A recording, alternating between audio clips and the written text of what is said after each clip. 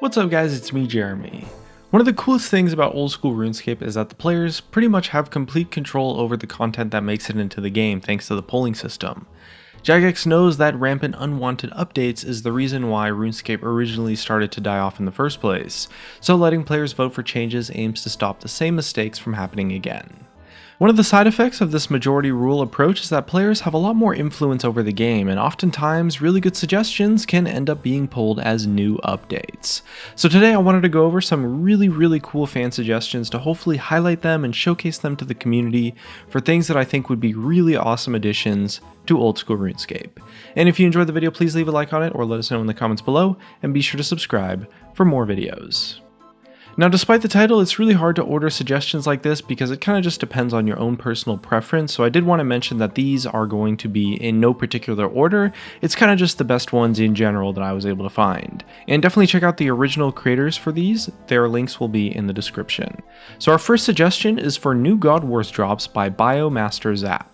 This suggestion is actually really old now, with the original post being over a year ago, but it was during a time where players were discussing potential new God Wars items. BioMasterZap came up with one new unique drop for each of the 4 god camps, the first of which is a Bandos helmet. The Bandos helmet matched the aesthetic of the other Bandos armor and was designed as tier 65 armor, so with 65 defense to equip it. The item was designed to fill the gap between the Helm of Nadasnot and the Serpentine Helm, as can be seen by the stats. Overall, it's kind of a harmless suggestion. It's not the best install for anything and could give another non-degradable choice to mid-level players. The next item as a part of his suggestion is the Zamorakian Blades, a two-handed weapon like Torag's hammers that is based on Krill's blades. They would require 70 attack and defense to wield and have the same attack speed as the Abyssal Whip. The stats would make them a higher DPS choice against high defense targets, but worse than the whip on low defense targets such as for most Slayer tasks. For Armadil, BioMasterZap created Armadil Boots, a slightly better version of the Ranger Boots and Blessed Dragonhide Boots, though still worse than the Pegasians. Like the Bandos helmet, they can be thought of as kind of like filling the gap between the primary option and the actual best in slot option, and could also provide an opportunity for Jagex to fix a graphical issue with the Armadil chain skirt. His last suggestion was the Ceradoman Shield, a new best in slot shield item for prayer bonus that is based on Zilyana's shield. It requires 70 defense and prayer, with 2 more prayer bonus than God books and defensive stats between the Dragon Square Shield and Dragon Fire Shield. Overall, the suggestions were really well received by the community, even by the Jagex moderators, who noted especially that these items were all well designed and balanced, which is actually something that's pretty rare to find from community new item suggestions. The main concern was that they might add even more drops to the already fairly saturated God Wars drop tables, so mod Jagex Wolf suggested that they might work better as drops to new God Wars dungeon bosses one day. The community also noted that Armadil Vambraces might be a little bit better as a new Armadil item, since there's so many viable footwear options for Rangers that are just so awesome and really iconic, but there aren't really such exciting options for the gloves category. Burrow's gloves are still best in slot for both melee and range, so it would be cool to see a ranger focused option, especially since there is the Tormented Bracelet for mages now. Our next suggestion for today comes from the user Pikaras, who created a post based on an initial suggestion from user FP Jorn. The suggestion is for some safe PvP worlds to be added to the game. Now, I think this one is really cool. Although it sounds pretty strange at first, the whole point of PvP is to win loot from the people you defeat after all, but it actually makes a ton of sense and could lead to some hilarious moments. Pikaras explained the concept by kind of painting a picture for us about one of those times when some really annoying player comes over to crash you, or maybe steal the resource you're gathering, or ninja loots you at the last second. Instead of being forced to hop worlds and leave, or have to compete with the player, you could just whip out your DDS or your Gmaul and just drop them. The deaths would be totally safe with no items or XP being lost, which means it could be a really fun way to learn PvP for new players, or an interesting way to deal with griefers. The best part is, of course, since it's a world, it's totally opt-in. If you don't want to experience it, you can just use literally any other world. Unfortunately, this suggestion never received a reply from Jagex, which is a shame because it's definitely one of my favorites on today's list, and I'm always a fan of these kind of like really wacky suggestions for things that are kind of crazy, but when you really think about it, it's a good idea and might work. Next up, we've got a slightly more recent suggestion from Rururupert, who created a new Slayer monster called Shark Beasts. The suggestion was posted 3 months ago to the OSRS subreddit, featuring a distant cousin of the Dark Beast. This suggestion was actually based on one of the Varrock Museum fossil displays that was launched with Fossil Island, that showcases one of these shark beasts existing as a part of the lore. Rururupert suggested turning this into a real monster in the game, requiring 95 Slayer to kill and 80 fishing to hunt them in a similar way to fishing explosives and Mogres. The shark beasts would use strong magic and melee attacks and have a special move called Lockjaw that would occur if a player remained in melee distance for 3 consecutive attacks. Killing shark beasts would net a maximum of 30k an hour in fishing and Slayer experience, and could reward players with a shark fin at a drop rate of 1 in 300. The shark fin would combine with a dark bow and a seer cull into a shark seer bow. The shark seer bow was suggested as kind of an inverse twisted bow effect, dealing more damage based on how low the target's magic level is, and would degrade to dust after 10,000 hits as a way to be kind of like a seer cull and dark bow item sync.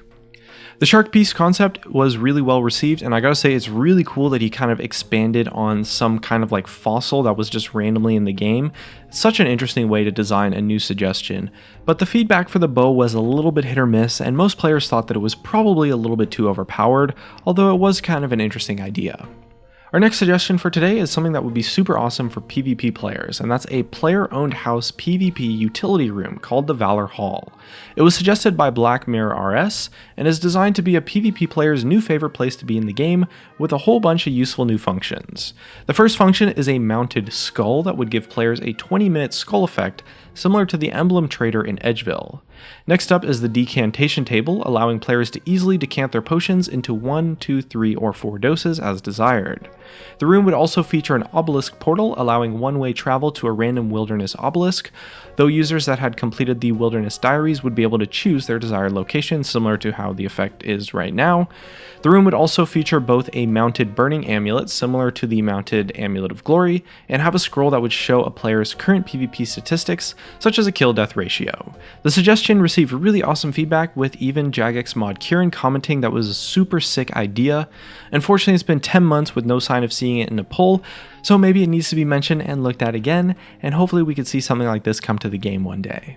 Our next suggestion comes from Gentle Tractor, who's kind of becoming like an iconic figure in the community for his attempt at redesigning Zia way back in the day, and he makes all sorts of incredible new concept designs, especially when it comes to maps. The suggestion we're focusing on now, though, is his idea of skilling catalysts, which is designed to fix the problem of essentially there being too many skilling resources on monster drop tables. One of the biggest complaints about OSRS these days is that it's a little bit more efficient to do PVM to get resource drops, rather than actually gathering them using the relevant skill. The skilling catalysts aim to solve this by having monsters drop catalysts rather than the actual raw items. These catalysts would be consumed while skilling to grant an extra resource, or perhaps more, whenever one is gathered. Essentially, the goal was to allow more resources to come into the game, but through the actual skill taking place, rather than just being a straight up noted boss drop. For example, if a boss could drop 10 sharks, it would instead drop 10 shark catalysts. These catalysts could then be sold to a fisher, or just used to straight up fish 10 sharks, which would be consumed to grant 10 extra sharks without any bonus experience. 10 sharks still come into the game through PVM, but they still also have to be earned through the relevant skilling task. These catalysts would be created for just about every skill, and would be both stackable and tradable so that they could be used to stimulate the in-game economy. This concept was definitely well received, as it targeted one of the more frustrating elements of the long-term design of OSRS, but a lot of people noted that it felt a little bit too much like a private server, kind of like a band-aid fix. It's not really something that feels kind of like OSRS themed or makes sense in terms of like the flavor and charm of the game, but overall it's something that definitely solves a really cool problem in a unique way, and it'd be interesting to see a JMod's take on this kind of design for something. Either way, that's actually going to be just about all the suggestions I wanted to take a look at today. Let us know what you guys thought of them, or which ones you would maybe like to see most enter the game. And maybe, if you enjoyed this video, we'll take a look at some more fan suggestions in the future. I gotta say, I'm always a big fan of these fan suggestions. I think they're just super cool and interesting, and there's so many cool people in the community that have these just crazy ideas that could just be so awesome to see implemented, or some of them are just really cool and interesting. Either way though, looks like that's gonna be it for this one. Thank you so much for watching. Leave a like if you enjoyed the video, subscribe if you want, and I'll see you guys next time.